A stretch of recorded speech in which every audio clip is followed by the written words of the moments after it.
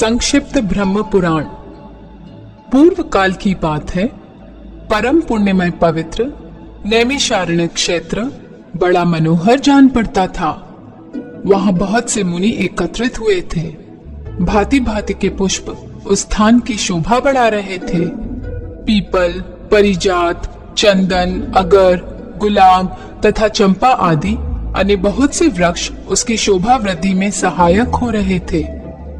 भांति भांति के पक्षी, नाना प्रकार के मृगों का झुंड, अनेक पवित्र जलाशय तथा बहुत सी बावलियां उस वन को विभूषित कर रही थी। ब्राह्मण, क्षत्रिय, वैश्य, शूद्र तथा अन्य जाति के लोग भी वहां उपस्थित हुए थे।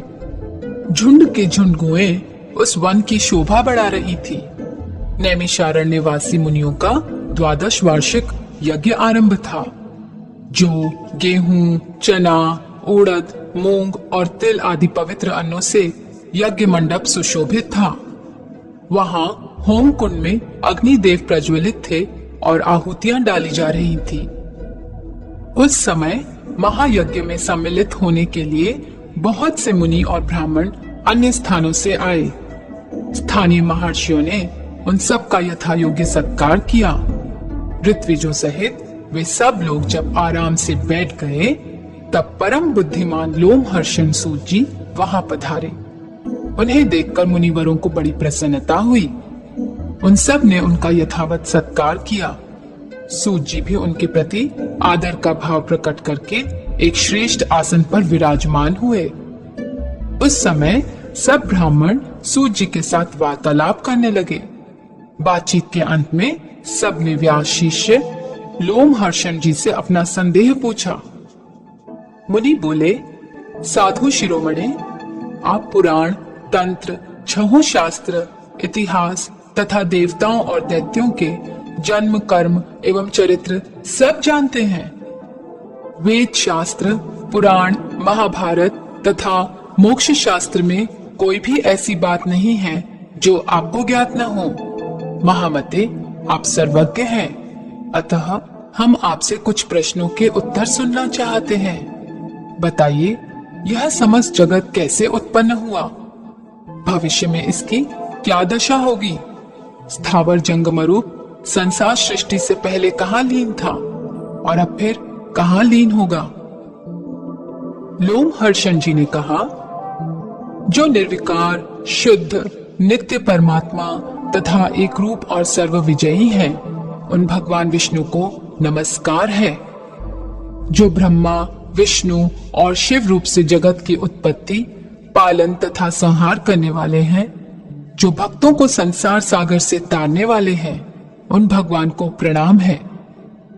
जो एक होकर भी अनेक रूप धारण करते हैं, स्थूल और सूक्ष्म सब जिनके ही स्वरूप हैं, जो अव्यक्त और व्यक्त रूप तथा मोक्ष के हेतु हैं, उन भगवान विष्णु को नमस्कार है। जो जगत की उत्पत्ति, पालन और संहार करने वाले हैं, जरा और मृत्यु जिनका स्पर्श नहीं करती, जो सबके मूल कारण है, उन परमात्मा भगवान विष्णु को नमस्कार है। जो इस विश्व के आधार हैं, अत्यंत सूक्ष्म में भी सूक्ष्म हैं तथा प्राणियों के भीतर विराजमान हैं, क्षर और अक्षर, पुरुष से उत्तम तथा अविनाशी हैं, उन भगवान विष्णु को प्रणाम करता हूँ।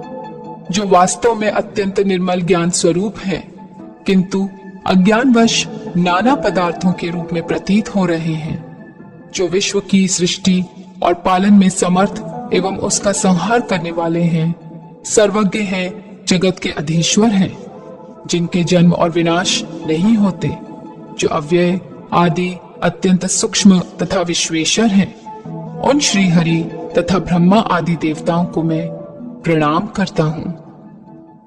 तत्पश्चात इतिहास पुराणों के ज्ञाता, वेद वेदांगों के पारंगत विद्वान, संपूर्ण शास्त्र के तत्वज्ञ पराशर नंदन भगवान व्यास को, जो मेरे गुरुदेव हैं, प्रणाम करके मैं वेद के तुल्य माननीय पुराण का वर्णन करूंगा।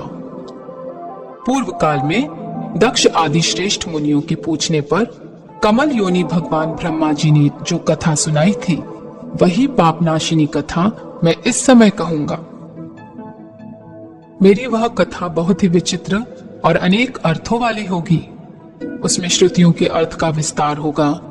जो इस कथा को सदा अपने हृदय में धारण करेगा अथवा निरंतर सुनेगा, वह अपनी वंश परंपरा को कायम रखते हुए सर्वलोक में प्रतिष्ठित होगा। जो नित्य सत्स्वरूप तथा कारणभूत अव्यक्त प्रकृति है, उसी को प्रधान कहते हैं। उसी से पुरुष ने इस विश्व का निर्माण किया है। मुनिवरों, अमित तेजस्वी ब्रह्मा जी को ही पुरुष समझो। वे समस्त प्राणियों की सृष्टि करने वाले तथा भगवान नारायण के आश्रित हैं। प्रकृति से महातत्व, महातत्व से अहंकार तथा अहंकार से सबसे सूक्ष्म भूत उत्पन्न हुए। भूतों के जो भेद हैं, वे भी उन सूक्ष्म भूतों से ही प्रकट हुए हैं। यह सनातन सर्ग है। तदंतर स्वयंभू भगवान नारायण ने नाना प्रकार की प्रजा उत्पन्न करने की इच्छा से सबसे पहले जल की सृष्टि की। फिर जल से अपनी शक्ति का आधान किया। जल का दूसरा नाम नार है, क्योंकि उसकी उत्पत्ति भगवान नर से हुई है। वह जल पूर्व काल में भगवान का निवास स्थान हुआ, इसीलिए वे नारायण कहलाते हैं। भगवान ने जो जल में अपनी शक्ति का आधान किया है, उससे एक बहुत ही विशाल सुवर्णमय अंड प्रकट हुआ। उसी में स्वयंभू ब्रह्मा जी उत्पन्न हुए। ऐसा सुना जाता है, सुवर्ण के समान कांतिमान भगवान ब्रह्मा ने 1 वर्ष तक उस अंड में निवास करके उसके 2 टुकड़े कर दिए। फिर एक टुकड़े से भूलोक बनाया और दूसरे से भूलोक। उन दोनों के बीच में आकाश रखा। जल के ऊपर तैरती हुई पृथ्वी को स्थापित किया। फिर 10 दिशाएं निश्चित की। साथ ही काल, मन, वाणी, काम, क्रोध और रति की सृष्टि की। इन भावों के अनुरूप सृष्टि करने की इच्छा से ब्रह्मा जी ने 7 प्रजापतियों को अपने मन से उत्पन्न किया। उनके नाम इस प्रकार हैं: मरीचि, अत्रि, अंगिरा, पुलस्त्य, पुलह, क्रतु तथा वशिष्ठ। पुराणों में यह 7 ब्रह्मा निश्चित किए गए हैं। तत्पश्चात ब्रह्मा जी ने अपने रोष से रुद्र को प्रकट किया। फिर पूर्वजों के भी पूर्वज सनत कुमार जी को उत्पन्न किया। इन्हीं 7 महर्षियों से समस्त प्रजा का तथा 11 रुद्रों का प्रादुर्भाव हुआ। उक्त 7 महर्षियों के साथ बड़े बड़े दिव्य वंश हैं। देवताओं भी इन्हीं के अंतर्गत हैं। उक्त 7 वंशों के लोग कर्मनिष्ठ एवं संतानवान हैं। उन वंशों को बड़े बड़े ऋषियों ने सुशोभित किया है। इसके बाद ब्रह्मा जी ने विद्युत, वज्र, मेघ, रोहित, इंद्रधनुष, पक्षी तथा मेघों की सृष्टि की। फिर यज्ञों की सिद्धि के लिए उन्होंने ऋग्वेद, यजुर्वेद तथा सामवेद प्रकट किए। तदंतर साध्य देवताओं की उत्पत्ति बताई जाती है। छोटे बड़े सभी भूत भगवान ब्रह्मा के अंगों से उत्पन्न हुए हैं। इस प्रकार प्रजा की सृष्टि करते रहने पर भी जब प्रजा की वृद्धि नहीं हुई, तब प्रजापति अपने शरीर के 2 भाग करके आधे से पुरुष और आधे से स्त्री हो गए। पुरुष का नाम मनु हुआ। उन्हीं के नाम पर मनवंतर काल माना गया है। स्त्री आयोनिजा शतरूपा थी, जो मनु को पत्नी रूप में प्राप्त हुई। उसने 10,000 वर्षों तक अत्यंत दुष्कर तपस्या करके परम तेजस्वी पुरुष को पति रूप में प्राप्त किया। वे ही पुरुष स्वयंभव मनु कहे गए। उनका मनवंतर काल 71 चतुर्युगी का बताया जाता है। शतरूपा ने वैराज पुरुष के अंश से वीर, प्रियव्रत तथा उत्तानपाद नामक पुत्र उत्पन्न किए। वीर से काम्या नामक श्रेष्ठ कन्या उत्पन्न हुई, जो कदर्म प्रजापति की धर्मपत्नी हुई। काम्या के गर्भ से 4 पुत्र उत्पन्न हुए: सम्राट, कृषि, विराट और प्रभु। प्रजापति अत्रि ने राजा उत्तानपाद को गोद ले लिया। प्रजापति उत्तानपाद ने अपनी पत्नी श्रुनुता के गर्भ से ध्रुव, कीर्तिमान, आयुष्मान तथा वसु ये 4 पुत्र उत्पन्न किए। ध्रुव से उनकी पत्नी शंभु ने शिलिष्टि और भव्य इन 2 पुत्रों को जन्म दिया। शिलिष्टि के उसकी पत्नी सुछाया के गर्भ से रिपु, रिपुंजय, वीर, व्रकल और व्रकतेजा ये 5 पुत्र उत्पन्न किए। रिपु से बृहति ने चक्षुष नाम के तेजस्वी पुरुष को जन्म दिया। चक्षुष के उनकी पत्नी पुष्कारणी से, जो महात्मा प्रजापति वीरण की कन्या थी, चक्षुष मनु उत्पन्न हुए।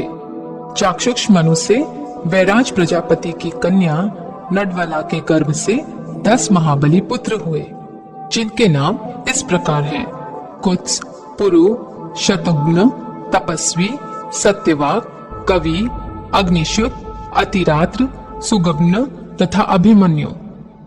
पुरुष से आग्रेय ने अंग, सुमना, स्वाति, कृतु, अंगिरा तथा मय ये 6 पुत्र उत्पन्न किए। अंग से सुनीता ने वेन नामक एक पुत्र पैदा किया।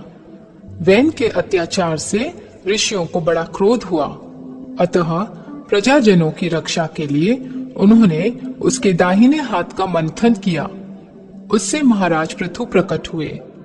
उन्हें देखकर मुनियों ने कहा, ये महातेजस्वी नरेश प्रजा को प्रसन्न रखेंगे तथा महान यश के भागी होंगे। वेन कुमार पृथु धनुष और कवच धारण किए अग्नि के समान तेजस्वी रूप में प्रकट हुए थे।